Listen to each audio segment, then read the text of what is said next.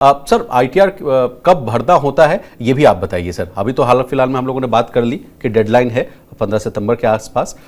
उससे पहले अगर ये तो मान लीजिए कि लोगों को जल्दबाजी होती है, लोग बहुत सारे कामों में फंसे रहते हों, तो नेक्स्ट फाइनेंशियल ईयर से तमाम अच्छे से अगर हम मुझे टैक्स की प्लानिंग करनी हो तो कब तक ये काम हम निपटा लें?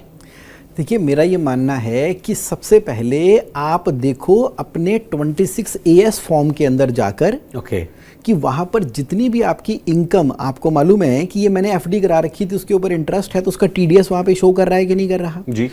आपके एम्प्लॉयर ने आपको फॉर्म 16 दे दिया, कई बार एम्प्लॉयर टीडीएस जमा नहीं कराते, बिलेटेड कर देते हैं या करेक्शन स्टेटमेंट फाइल कर देते हैं। तो इन सब लोगों को अपनी सारी कार्रवाई करने का जो समय मिलता है 15 जून तक का मिलता है जी। तो ऐसा है, तो आप चाहें तो अप्रैल का महीना निकलने दें, मई का महीना निकलने दें, लेकिन किसी भी हालत में 15 जून या उसके बाद आप अपनी रिटर्न फाइल कर ही दें। देखो, टाइम पर फाइल करेंगे, सारी डिटेल आपके पास अवेलेबल हो जाएगी, और आपका जो रिटर्न फाइल करते साथ ही अगर कोई रिफंड प्रोसेस होना है ना, आजकल तो 7 दिनों के अंदर रिफंड प्रोसेस हो जाता है। इधर आपने रिटर्न फाइल की और उधर से आपका रिफंड आ गया।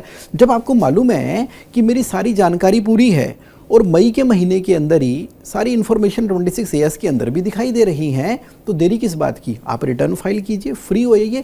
क्योंकि अगर आप लास्ट डेट का इंतजार करेंगे तो पहला नुकसान, कई बार उस समय पर सर्वर स्लो हो जाता है, एग्जैक्टली सर, अपलोड नहीं हो पाती। सारी दुनिया, पूरा भारत ही ऐसा लगता है कि वो आखिरी तारीख का इंतजार कर रहा है कि कब दिवाली मनाई जाए।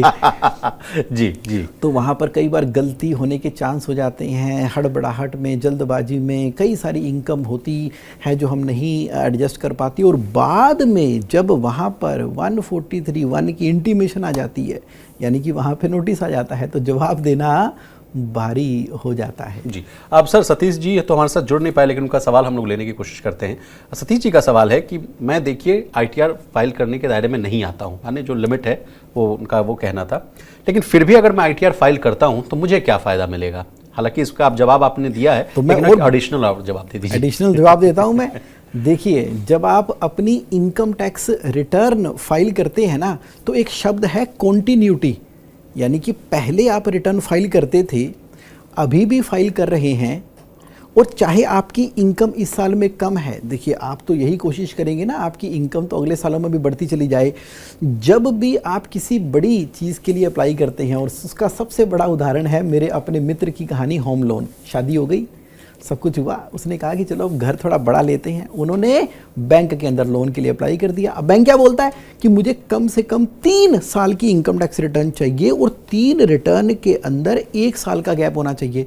कुछ लोग क्या करते हैं, एक ही बार में तीनों इनकम टैक्स रिटर्न फाइल करने की कोशिश करते हैं, तो गैप नहीं होता उसके अंदर, तो वहाँ पर उनकी एप्लीकेशन ही रिजेक्ट हो जाती है। तो कॉन्टिन्यूटी मेंटेन करने के लिए, पीस ऑफ माइंड हासिल करने के लिए, आने वाले समय के अंदर ना जाने कब किस बात की ज़रूरत पड़ जाए। अब आप भारत के नागरिक हैं तो आपके पास प्रूफ तो होना चाहिए ना, तो आपके पास पैन कार्ड है जो कि एक्टिव पैन कार्ड है। मान लीजिए जब आप इनकम टैक्स रिटर्न फाइल करते हैं ना, एक और बड़ा फ़ायदा होता है, कई बार ऐसा देखने में आया होता है कि आपके नाम पर आपके पिताजी ने या आपके किसी जानकार ने एफडी करा रखी है जो आपके नाम पर ही है, उसके ऊपर इंटरेस्ट भी है, उसके ऊपर टीडीएस भी कटा हुआ है, जिसका कि आप रिफंड ले सकते थे। अब रिटर्न ना फाइल करने की वजह से हमने कहा ठीक है, थोड़ी बहुत तो सैलरी है मेरी 40,000 महीने की, तो क्या करना है, लेकिन वो जो एफडी के ऊपर टीडीएस कट गया, रिफंड नहीं मिला। तो कई बार तो ऐसा हो गया कि अगर हमने वहाँ पैन नंबर ना दे रखा हो तो टीडीएस बहुत ज़्यादा कट जाता है, अप टू 20% भी कट जाता है जी। और एक ना डिसिप्लिन बना रहता है, सबसे बड़ी बात है। डिसिप्लिन क्या है कि इसी बहाने साल में एक बार आप अपना पोर्टल लॉगिन करके देखते तो हो।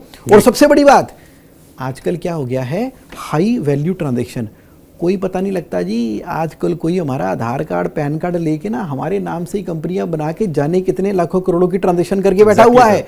जब हमें इनकम टैक्स रिटर्न फाइल करनी होती है, इसी बहाने से ही पोर्टल देखते हैं, हम कहते हैं अरे ये किसकी इनकम है। ये नहीं, कई रिपोर्ट्स हम लोगों ने की है सिंह साहब, जिसमें यूपी का एक मामला था जिसमें कहा गया था कि हजारों करोड़ रुपए का उसमें ट्रांजैक्शंस दिखाया गया और उसको भारी भरकम नोटिस भेजा गया। उसके बाद पता चला कि वो आदमी तो किसान है, ठेले पर रेहड़ी वाला काम करता है, वो सब्जी बेचता है, उस पर आ गया है 100 करोड़ का जुर्माना। देख लीजिए, और कोई सुनवाई भी नहीं है। कैसे आप साबित करोगे कि ये मैं नहीं हूं? हाँ, अगर आपने खुद अपनी इनकम टैक्स रिटर्न फाइल किया तो आप बोल सकते हो कि मेरी इनकम होती तो मैं दिखाता ना, मेरी है नहीं, तो वहां पर एक साबित करने का एक माने कानूनी पचड़ों से बचने का भी एक आसान तरीका आईटीआर फाइलिंग करना ही चाहिए। भारत में है तो भारत के कानून के हिसाब से चलना ही है। जी, जीत जी हमारे साथ जुड़ गए सर। उनका सवाल है कि अगर समय पर मैंने आईटीआर नहीं भरा, फाइल नहीं किया, तो मुझे कितना जुर्माना देना पड़ सकता है? देखिए, 1000 रुपये से लेके 5000 रुपये तक का जुर्माना आपको देना पड़ सकता है, पर देना क्यों है, सोचना ही क्यों है। 5000 रुपये बचाओ, 1000 रुपये बचाओ और समय पर काम करो। आज तो फिर भी समय है।